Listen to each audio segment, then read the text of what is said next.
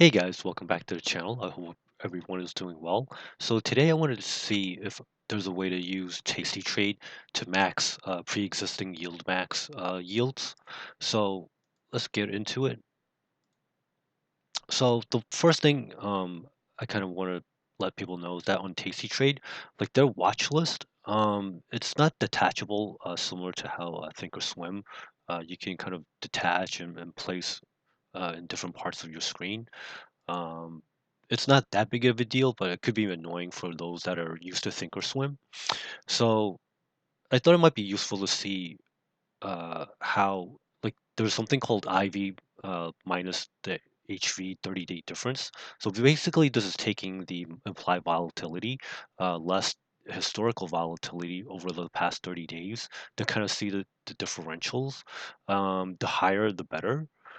So in this screenshot, you can see on the right-hand side the list of like the stocks that have a fairly high difference between implied volatility and historical volatility.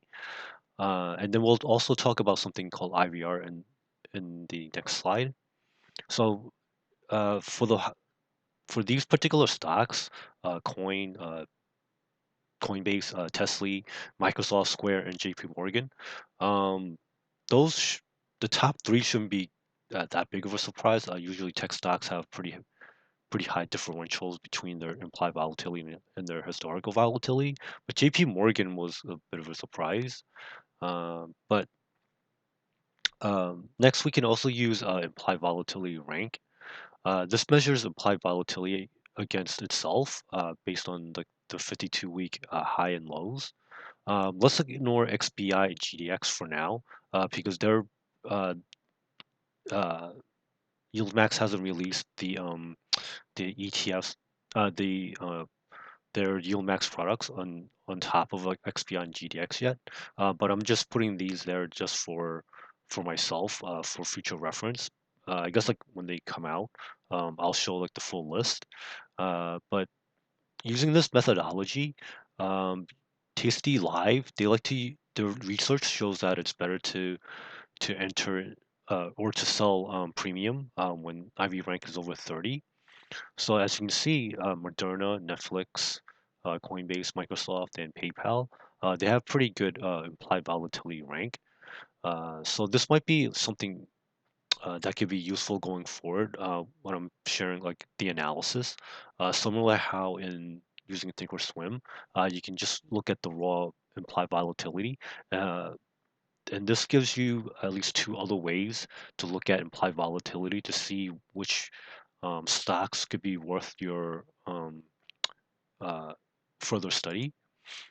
So Moderna, oh, one of the other things about Tastytrade, you can actually, uh, I guess, like kind of create a graph based off like individual stocks implied volatility rank.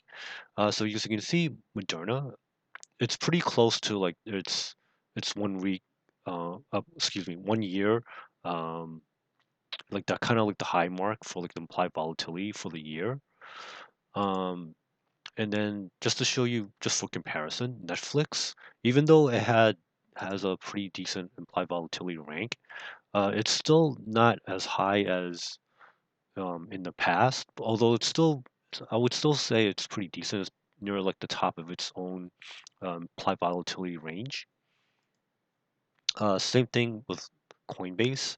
It's kind of like the near the short-term tops, but it's not as close as how kind of in the past, where you know Coinbase is one of those products that has pretty high implied volatility in general.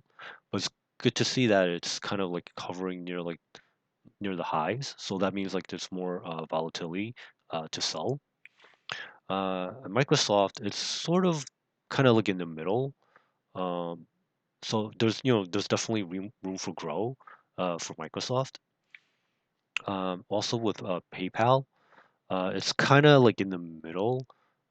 So even though it has a pretty decent implied volatility rank, it's still um, room for improvement.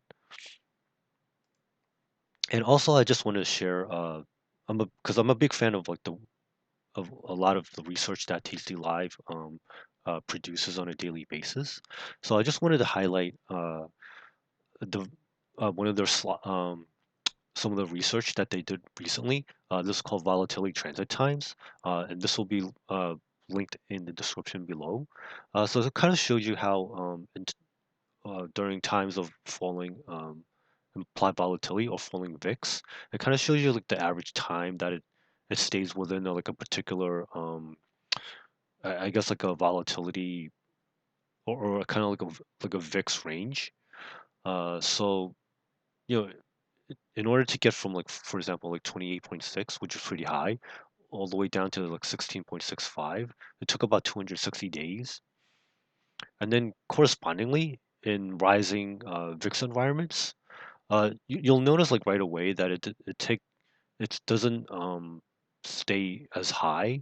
So it kind of shows you the importance of when you see high implied volatility times, you should try to take advantage because it doesn't last that long.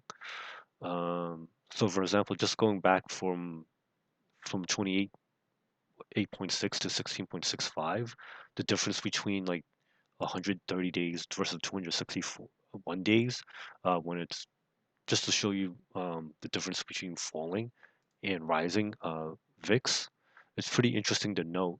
So I guess like the one of the key takeaways for me is that whenever you see instances of high implied volatility, you should try to take advantage when you can. So I think like overall, Tasty Trade, the the brokerage, some of their features, I find pretty handy. It depends on what you're looking for. I guess like if you kind of want to see, um, ideally, you want to see both high uh, uh, implied volatility differential between historical volatility and then also just like a high implied volatility rank. So for example, like you'll notice that Coinbase is a good candidate just because it's on both lists. And then also Microsoft could also be another contender for the research.